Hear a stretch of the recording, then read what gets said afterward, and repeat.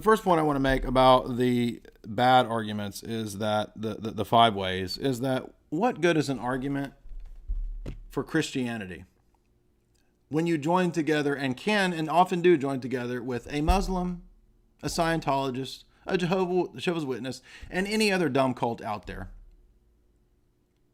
You're making the same argument that those people can make.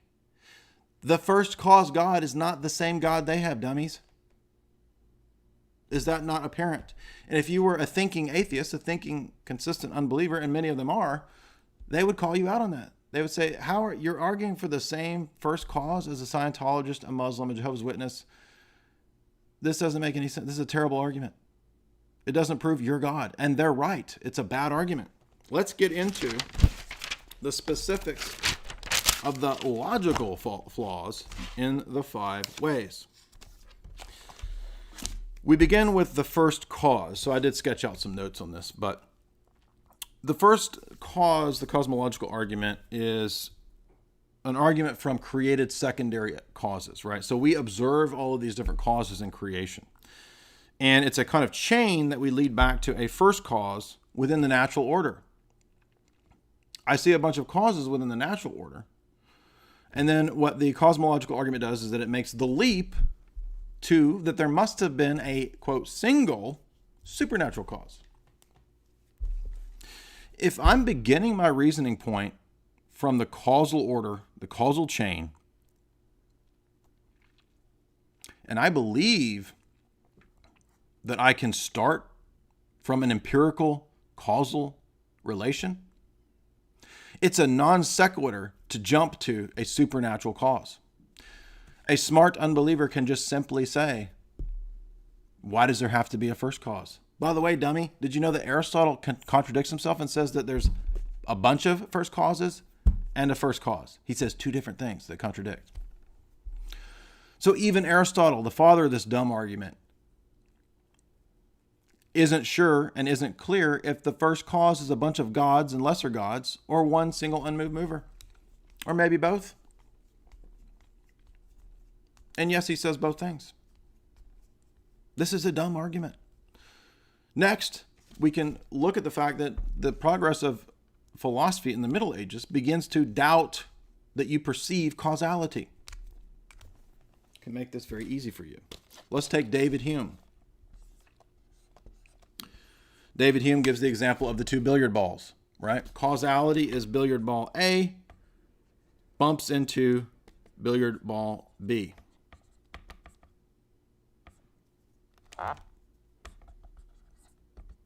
Right? Well, we all know that's what causality is, right? Now, as a Christian, I agree that that's what causality is. Totally. But now remember, we're arguing with non-Christians. We're arguing with unbelievers, right? And some of them are skeptics. Many of them, since the Enlightenment, are skeptics. So if we're arguing with David Hume here, this argument isn't going to work because David Hume's just going to say, if you're an empiricist, and the Thomistic scheme does begin with empirical theology. Let's be clear about that. Thomas says we're a tabula rasa. If you want to start your system with empirical observation, you are not observing causality. You're observing event A, event B, and you're calling that causality. Now, I believe there is causality. You are, in a Christian sense, in the Christian paradigm, observing causality. However, remember, erase the Christian paradigm. We're not on the Christian paradigm. We're on the skeptic atheist paradigm for this example. We're talking to David Hume here, right? Can Thomas not read David Hume? Have they not read this? This is common. Hume has a point. If I start with empiricism, I'm not observing causality. I'm observing an event, and I'm calling that causality. This itself, where is that in that equation? This is a word that stands for a phenomena that I'm interpreting here. Do you actually empirically observe causality? No, you don't. Nowhere in this event, billiard ball A hitting billiard ball B, do you see causality, right? Is it like beaming into your head? Does this flash in neon in your mind when you see two billiard balls hitting? Causality, causality, causality, no. You intuit that is the case. But if you began with empiricism, dum-dum, you're not observing causality. You're just observing events that you're calling causality. But now you say, wait a minute. If we deny causality, we're led to a bunch of nonsense. Yes, that's a transcendental argument. Thank you. Exactly. When we deny the concept of causality, we are led to absurdities. That is a form of a transcendental argument. And a transcendental argument does not work in a classical foundationalist paradigm and system, because classical foundationalism denies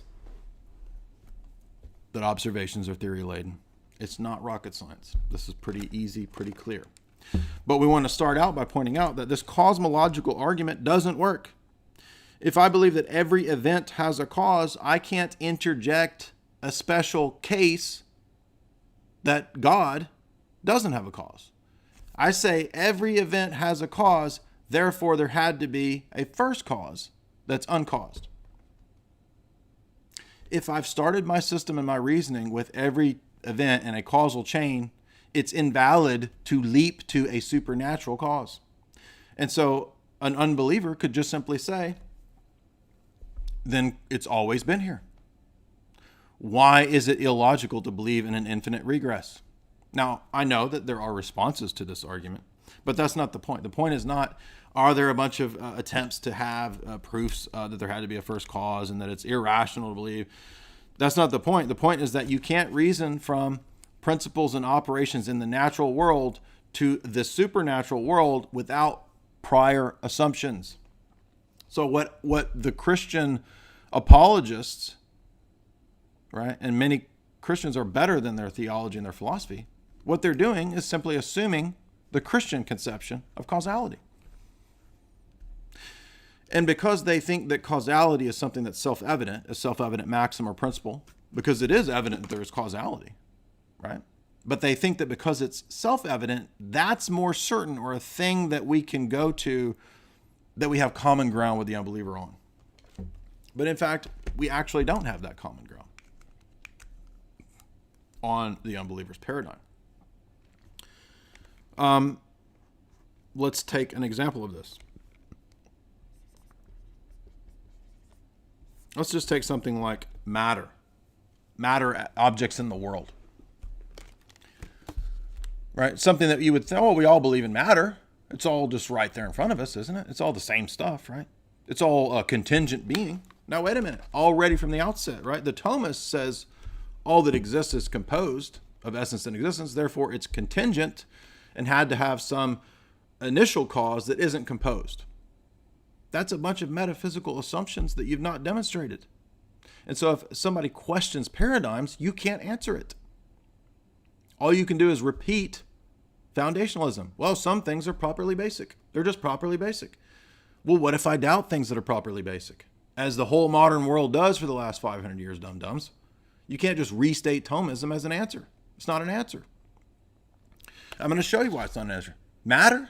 Do you think that the unbeliever, the atheist, and the Christian has the same conception of something simple and obvious like matter? They don't. What is matter for an unbeliever? Well, let's just take the example of somebody in this case who believes that it's an eternally existent stuff, prima materia, something like Aristotle thought.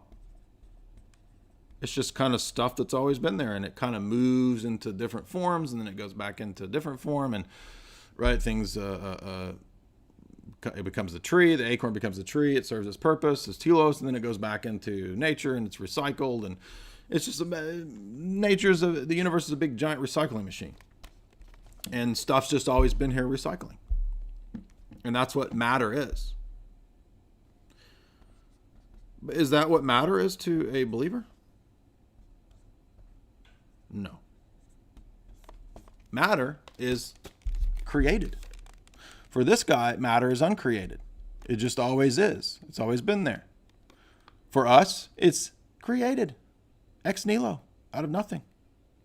And so for us, it has an immediate relationship to the God that we assume created it. And that God is not an impersonal force. He's not an it. He's not an abstraction. He's a personal he. I am that I am. That's a he. That's a statement of personhood. And if you don't understand the nature-person distinction, you will always be a heretic. That's what John of Damascus says.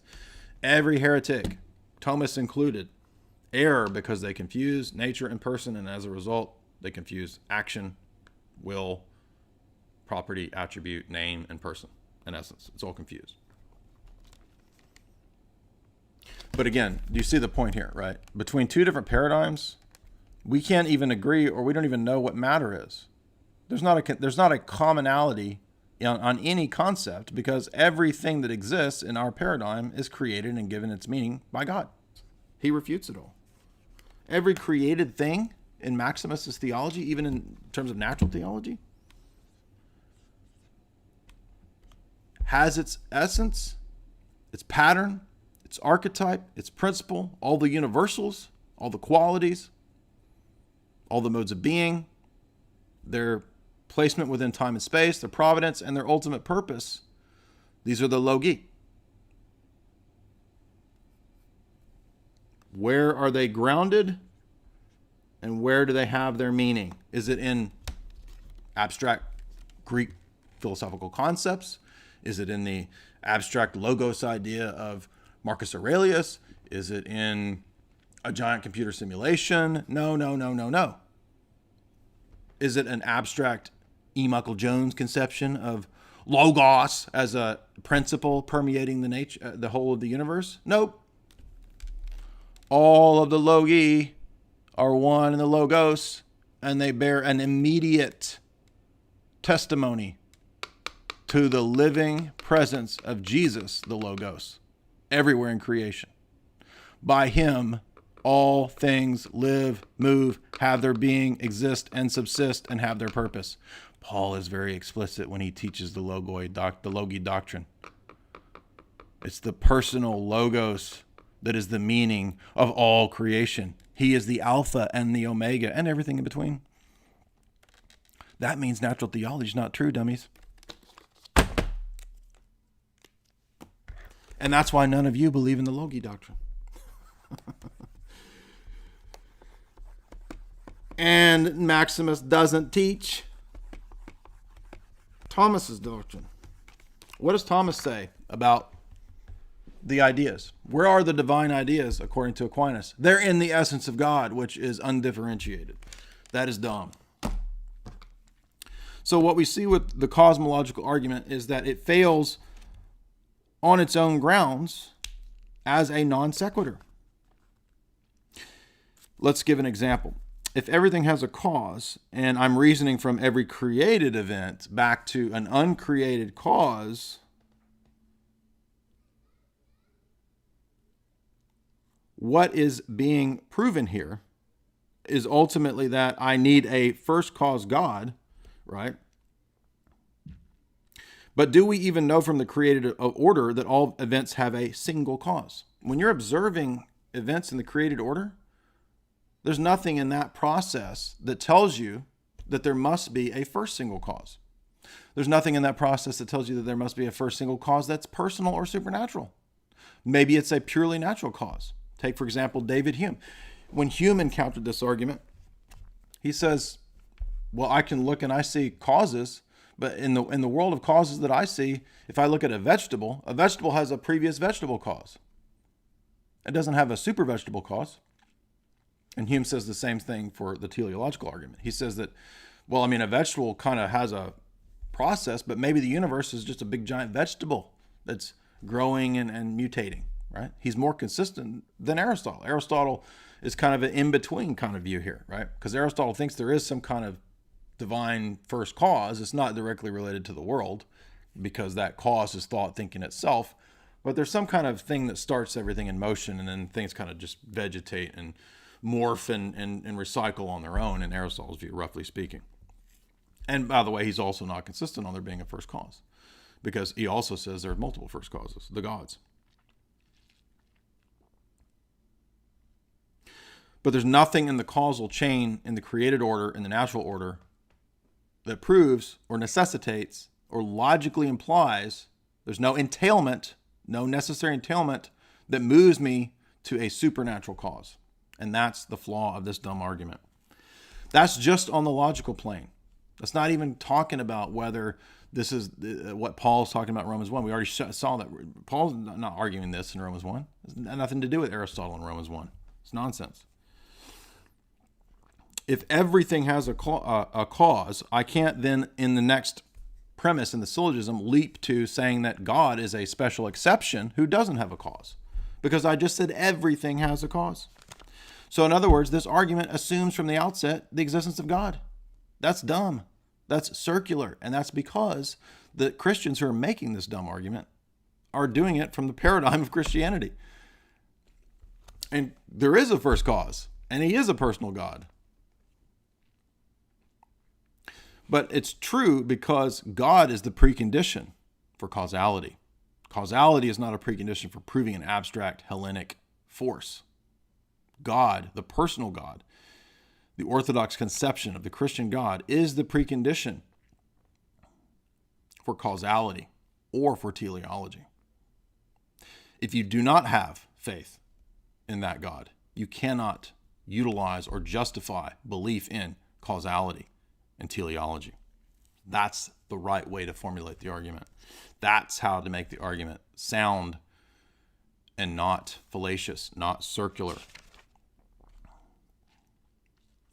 So again, every event, every created event having a cause leading back to a supernatural, uncreated cause assumes the very thing that is needed to be proved here. It is circular, and thus it violates its own classical foundationalist paradigm. You can't do circular arguments in classical foundationalism, dum-dums. Do we even know from the created order that all events have a single cause? No. Maybe there's 17,000 different first causes. I mean, you can't just make those logical leaps just on the logical grounds. You can't.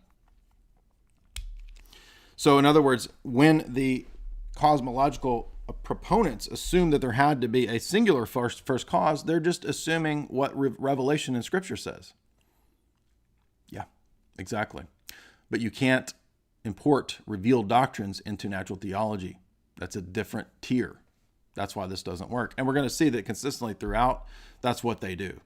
And they do that because they're inconsistent. They have two different paradigms at work here. Let's talk about the infinite regress.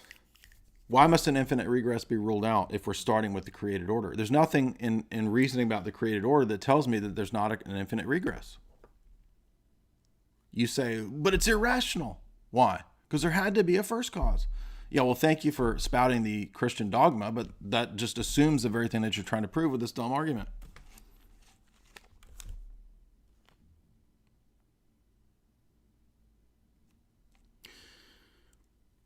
What if I'm talking to somebody who just simply believes that the universe has always been here? An atheist can simply say there doesn't have to be a first cause. The universe just is. It's just always been here. And then what happens is the cosmological argument proponent will say, but every event has a cause, therefore all events have a cause. Uh-oh. Guess what? That's an informal fallacy, dum-dums. That's the fallacy of composition.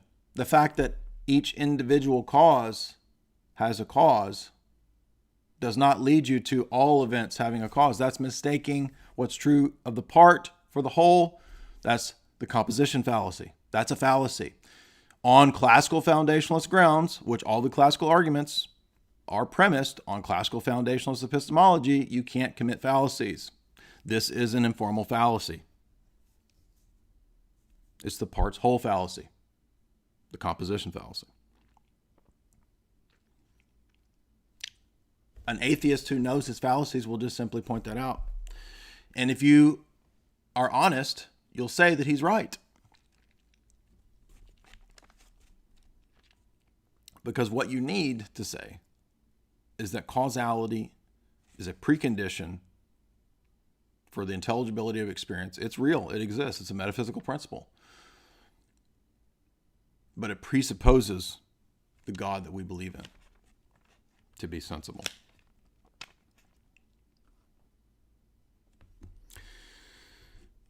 And again, Aristotle himself didn't think that there was necessarily one cause. Aristotle says two dumb contradictory things. There's a single unmoved mover, and there's also a bunch of gods who are unmoved movers. So it doesn't work.